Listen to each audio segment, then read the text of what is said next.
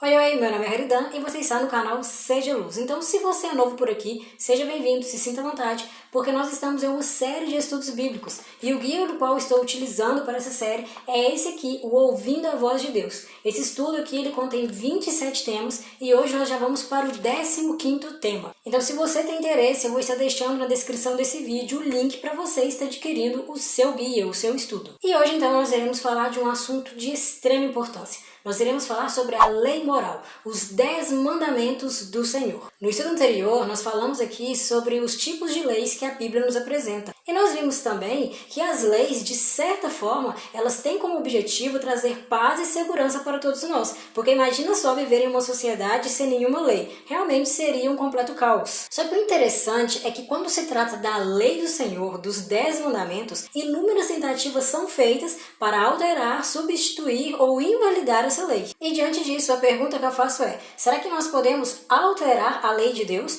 Temos essa autorização para mudar a lei do Senhor? E é exatamente isso que nós veremos no decorrer do estudo. Então, se você ainda não é inscrito no canal, já se inscreva e ative o sininho de notificações, porque isso vai estar ajudando muito.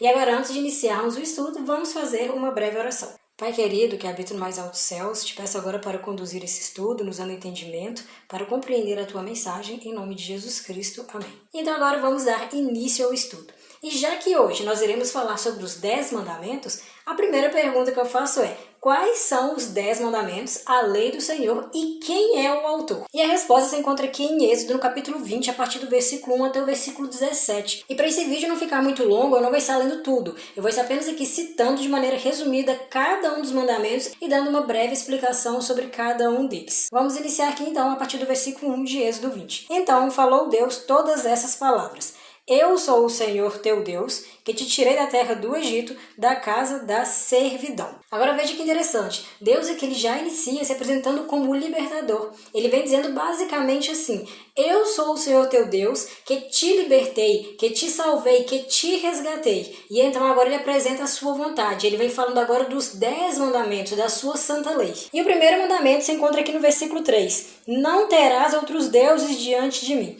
Ou seja, o primeiro mandamento exige adoração somente ao Senhor. Devemos adorar unicamente o Deus verdadeiro, o Deus criador dos céus e da terra. Nós não podemos colocar nada nem ninguém acima de Deus. O segundo mandamento se encontra aqui em Êxodo 20, a partir do versículo 4 até o versículo 6. E de maneira resumindo, ele vem dizendo: não farás para ti imagem de escultura e não as adorarás. Então a idolatria que multidões prestam a imagens e gravuras é totalmente proibida pelo próprio Deus. Esse segundo mandamento deixa claro que ídolos não devem ser adorados e nem feitos. Nós não devemos adorar, nem reverenciar, nem venerar nada nem ninguém, apenas o Deus criador dos céus e da terra. O terceiro mandamento, então, se encontra aqui em Êxodo, capítulo 20, versículo 7. Não tomarás o nome do Senhor teu Deus em vão.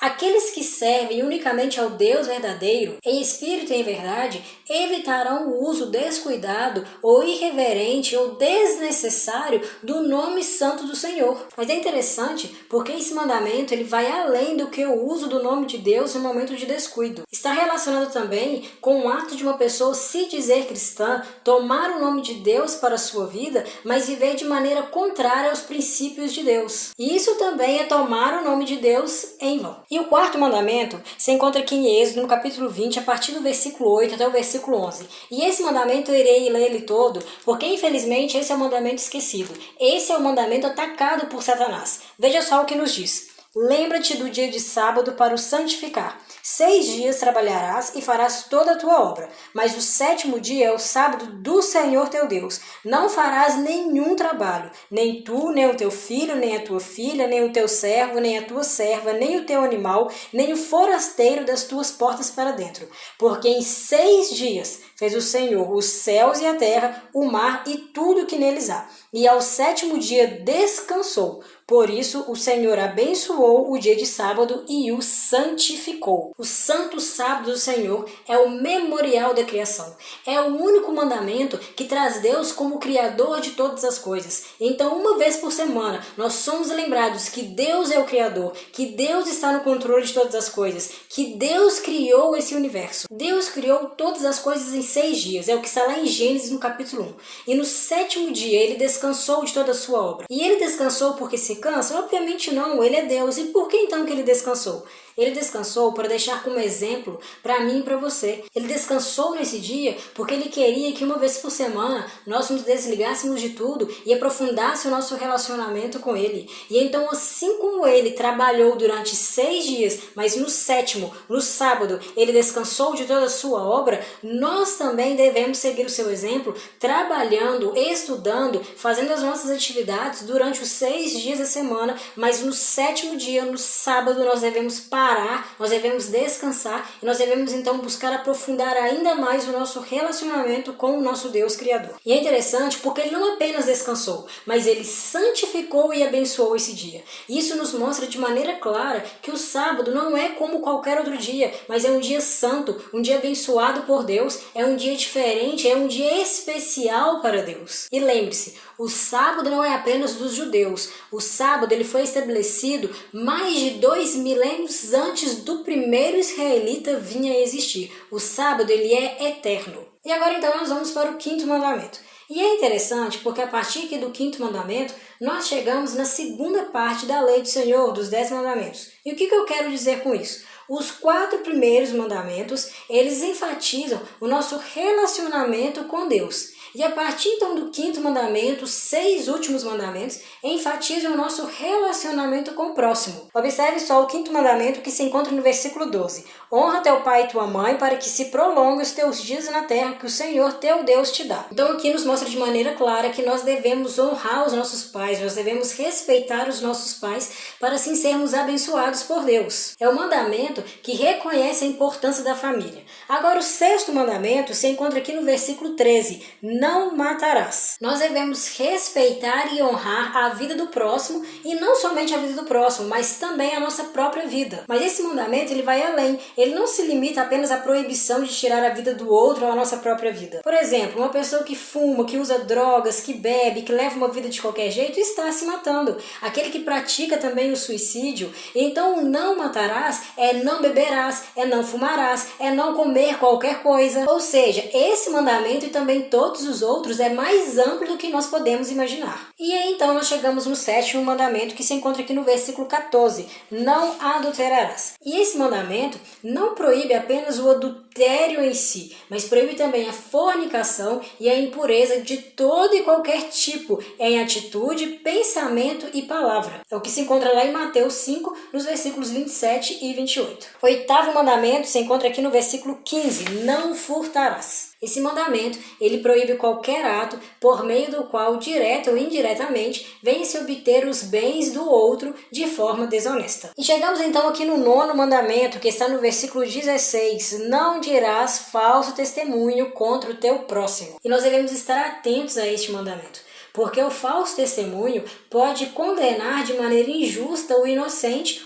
ou inocentar aquele que é culpado. E esse mandamento também pode ser violado quando nós falamos mal do outro, manchando a sua reputação e interpretando mal os seus objetivos. E agora então o 10º e último mandamento se encontra no versículo 17. Não cobiçarás nada do teu próximo, nem a tua casa, nem a tua mulher, não cobiçarás nada. Enfim, esses são os 10 mandamentos, a lei moral. Eu aconselho você depois estar aí abrindo em Êxodo, capítulo 20, e estar estudando de maneira bem detalhada cada um desses mandamentos. E então vem a pergunta que eu fiz no início do estudo. Quem é o autor dos 10 mandamentos, da lei moral? E é o próprio Deus. Lá em Êxodo, no capítulo 31, versículo 18, nos diz ali que Deus escreveu a lei moral, os 10 mandamentos, com seu próprio dedo em 2 tábuas de pedra. Então, resumindo, os 10 mandamentos se encontram no livro de Êxodo, no capítulo 20, a partir do versículo 1 até o versículo 17. Deus é o autor dessa lei, da lei moral dos 10 mandamentos. Então, percebemos que não é uma lei qualquer, não é uma lei humana, mas é uma lei santa vinda do nosso próprio Deus.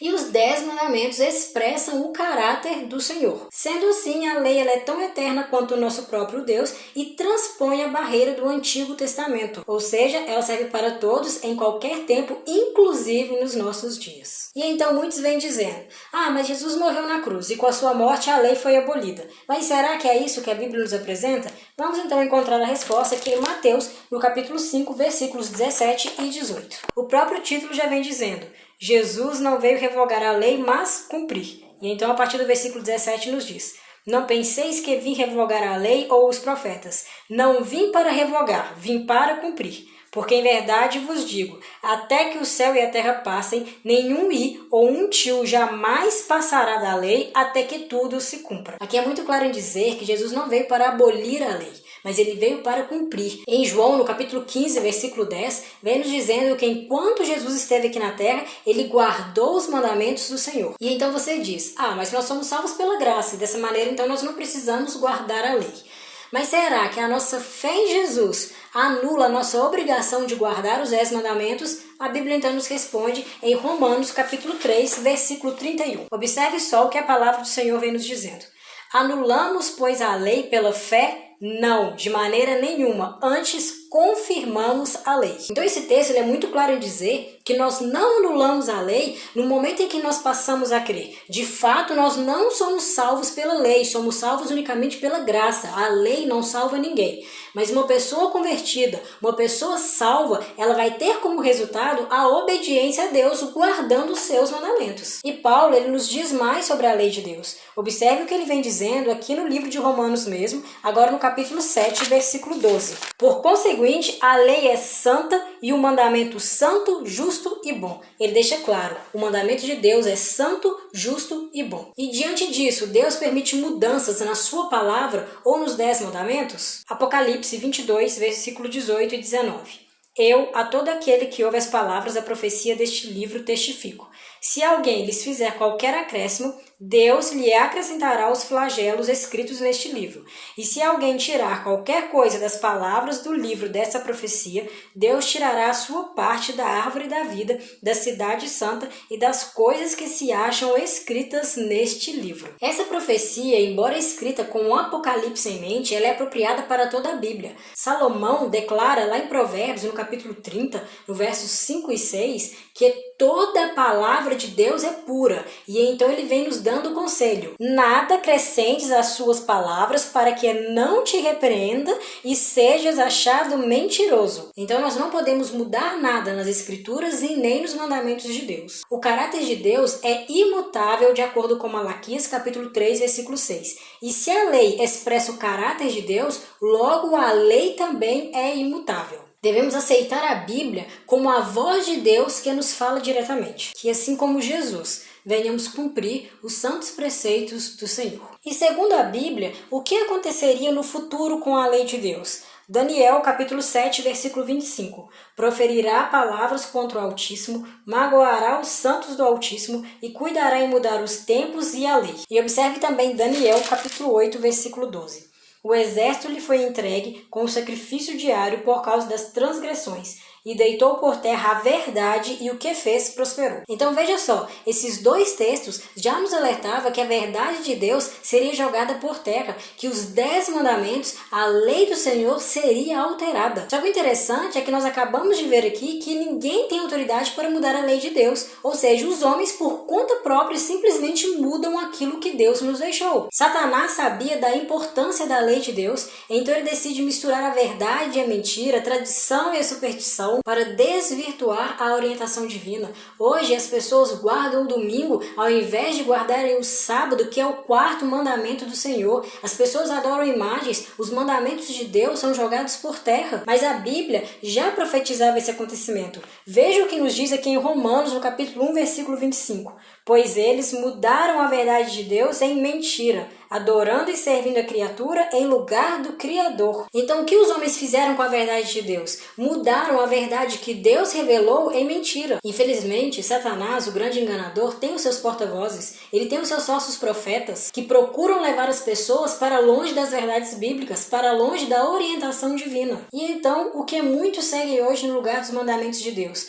A resposta está aqui em Marcos capítulo 7, a partir do versículo 6. Respondeu-lhes Jesus: Bem profetizou Isaías a respeito de vós, hipócritas, como está escrito: este povo honra-me com os lábios, mas o seu coração está longe de mim. E em vão me adoram, ensinando doutrinas que são preceitos de homens. Negligenciando o mandamento de Deus, guardais a tradição dos homens. E disse-lhes ainda: jeitosamente rejeitais o preceito de Deus para guardardes a vossa própria tradição.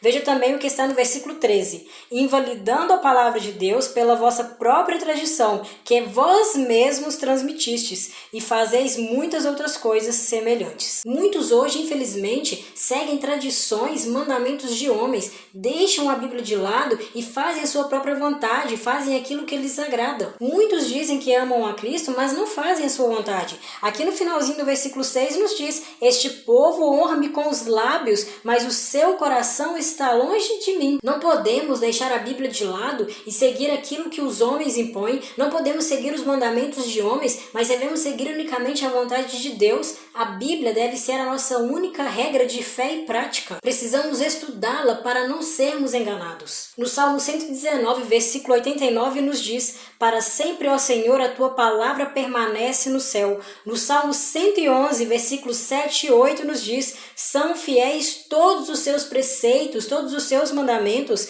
permanecem firmes para todo o sempre. Os mandamentos de Deus que Satanás odeia e procura destruir ao longo das eras serão honrados pelos filhos de Deus nesta terra e por toda a eternidade. E diante disso, eu finalizo com o que está em Atos, capítulo 5, versículo 29.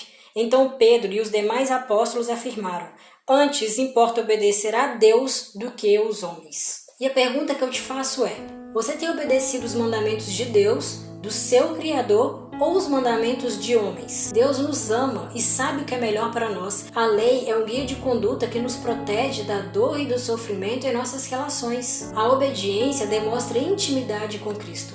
O que tem te impedido de fazer a vontade do Senhor? Jesus amou a humanidade o suficiente para morrer em uma cruz. E você, ama Jesus suficientemente para viver uma vida de obediência? Vá até Jesus em oração e peça a Ele força, poder e sabedoria para cumprir a vontade dEle. Então, esse foi o estudo de hoje. Eu espero muito que você tenha gostado. E se esse estudo de alguma maneira fez diferença na sua vida, compartilhe com outras pessoas para juntos levarmos esperança, para juntos pregarmos o Evangelho. Se você ainda não é inscrito no canal, já se inscreva, ative o sininho de notificações e não se esqueça de deixar o seu like. Eu espero você para o próximo estudo. Que Deus te abençoe muito e nunca se esqueça, seja luz na vida das pessoas.